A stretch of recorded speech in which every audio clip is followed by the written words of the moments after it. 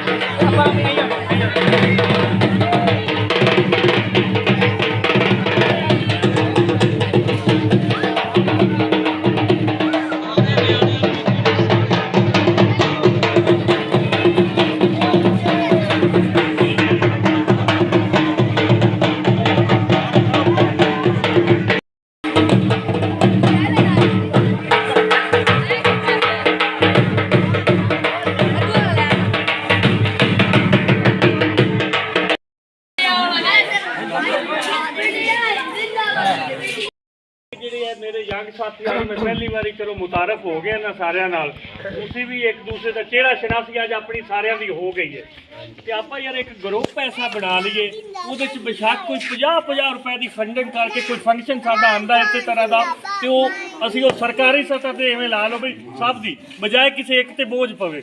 50 ਰੁਪਏ ਦੀ ਮੇਰਾ ਖਿਆਲ ਹੈ ਕੋਈ ਔਕਾਤ ਨਹੀਂ ਹੈ ਇੱਕ ਮਹੀਨੇ ਚ ਅਗਰ ਕੋਈ ऐसा ग्रुप कोई साथी बना लवे। मैं सोचना भाई बाज़ अखराजात तो एक बंदा नहीं अफोर्ड करता, दौर ऐसा है अगर वो साढ़े कोई मतलब वो खैराती तौर पर नहीं जिमें वर्कर होंगे कमेटी वो भी हिस्सा लैन ते बाकी साढ़े नौजवान अगर इमरान खान की इस फजीराई वास्ते तो कोई आप यार कोई एफर्ट करिए यानी फाइनैंशियली बाकी इकट्ठे होइए वो फिर असी एक ग्रुप भी बना लो पीटीआई का एक ग्रुप बनाओ दादड़े बाले का ते अपने मुल्हिका इलाकों का ਉਹਦੇ ਵਿੱਚ एक मैसेज छोड़िया भी फलानी जगह फंक्शन है आ जाओ। फंडिंग ਨੂੰ ਚਲੋ ਅਜੇ ਛੱਡ ਦਿੰਦੇ ਉਹ ਅਸੀਂ ਇੱਥੇ ਦਾਦੜੇ ਬਾਲੇ ਦੇ ਲੈਵਲ ਤੱਕ ਹੀ ਕਰਾਂਗੇ ਉਹਦੀ ਚਲੋ ਅਜੇ ਕੋਈ ਨਹੀਂ ਲੇਕਿਨ ਬਾਕੀ ਗਰੁੱਪ ਦੇ ਵਿੱਚ ਸ਼ਾਮਲ ਹੋਵੋ ਇੱਕ ਖਸੂਸੀ ਪੀਟੀਆਈ ਦਾ ਗਰੁੱਪ ਬਣਾਓ ਤਾਂ ਕਿ ਕੋਈ ਮੈਸੇਜ ਦੇਣਾ ਹੋਵੇ ਤੇ ਗਰੁੱਪ 'ਚ ਦੇ ਦਿੱਤਾ ਤੇ ਫਲਾਂ ਜਗ੍ਹਾ ਇਕੱਠੇ ਹੋਣਾ ਹੋ ਗਏ। ਇਹ ਕੰਮ ਅਜ਼ਰ ਸਾਹਿਬ ਤੁਸੀਂ ਜਿਹੜਾ ਨਾ ਇੱਕ ਗਰੁੱਪ ਬਣਾਓ ਨੌਜਵਾਨ ਗਰੁੱਪ ਜਿਹੜੇ ਹੈ ਨਾ ਐਲਾਨ ਹਾਂ ਬਿਲਕੁਲ ਆਪਣੇ ਮਿਆਰ ਦੇ ਮੁਤਾਬਕ ਜ਼ਿਹਨ ਦੇ ਮੁਤਾਬਕ ਇਹ ਨਹੀਂ ਕਿਉਂਕਿ ਆ ਇਲੈਕਸ਼ਨ ਕਰੀਬ ਹੀ ਸਮਝੋ ਵੀ ਹੈ। ਤੁਸੀਂ ਇਸ ਗੱਲ ਨੂੰ ਅੱਗੇ ਤੋਂ ਅੱਗੇ ਮੋਟੀਵੇਟ ਕਰੋ ਔਰ ਰੂਸ਼ਨਾਸ ਕਰਾਓ ਲੋਕਾਂ ਨੂੰ ਬਿਹਤਰ ਹੋਏਗਾ ਤੁਸੀਂ ਜ਼ਿਆਦਾ ਕਰ ਸਕਦੇ ਹੋ ਬਿਹਤਰ ਤਰੀਕੇ। ਇਹ ਨਦੀਮ यार फलां जगह पहुंचना है पास करो चोरी मोहम्मद अली के डेरे पहुंचना है फलां टाइम पहुंचना है पहुंच जाओ। इस किस्म का यार कोई लाए अमल बना दियो। मुजाफर साहब जी इजाजत चाहांगे जमात तो हो गई हो बिल्कुल जी हाँ सारे साथियों को नौजवानों को जी इजाजत है हुण क्योंकि नमाज का टाइम है साथी भी जा रहे हैं ते तुसी भी पढ़ो बिल्कुल नमाज पढ़ो पंज करना अगर दुनिया और दीन दी फलाह चाहते हो ਇਸ ਤੋਂ ਬਗੈਰ ਨਹੀਂ ਹੈ। ਹਾਂਜੀ ਖੁਦਾ ਦੀ ਕਸਮ ਸਿਰਫ ਵਾਹ ਦੇ ਕਿੰਨਾ ਬੰਦਾ ਬੜੀ ਗੱਲ ਹੈ नहीं ये बिल्कुल 3 ਸਾਲ ਲਾ ਕੇ ਮੰਗਦੇ ਆ ਮੇਨ ਜਿਹੜਾ ਸਾਡਾ ਇਹ ਕਹਿੰਦਾ ਹੁੰਦਾ ਕਿ ਇਮਰਾਨ ਖਾਨ ਦਾ ਨਾਮ ਨਾ ਉਹਦੇ ਵਿੱਚ ਇਹ ਯੂਪੀ ਜੈਂਟਲ ਜੇ ਆ ਇਹਨੂੰ ਲਿਆ ਲਿਆ ਕੇ ਵੀਡੀਓ ਸੁਣਾ ਕੇ ਫਿਰ ਸਾਰਾ 2 ਸਾਲ ਲਾ ਕੇ ਤੇ ਹੁਣ ਐਸਾ ਜਿਆਨਾ ਹੋਇਆ ਵੀ ਛੱਡ ਗੱਲ ਇਹ ਸਾਰਾ ਕੁਝ ਯਕੀਨ ਕਰੋ ਮੈਂ ਕੀਤਾ ਬੜੀ ਗੱਲ ਹੈ ਬੜੀ ਵੱਡੀ ਐਫਰਟ ਸਾਰੇ ਨਾ ਇੱਕ ਕੋਈ ਹੱਲੇ ਵੀ ਆਂਦੇ ਨੇ ਬੰਦੇ ਵੀ ਹਾਂ चलो ਉਹ ਜਾਂਦੇ ਪੈਣ मैं चलिए सुल्तान ਠੀਕ ਹੈ ਪੀ ਜੀ ਮੁਬਾਰਕਾਂ। ਓਕੇ ਫਿਰ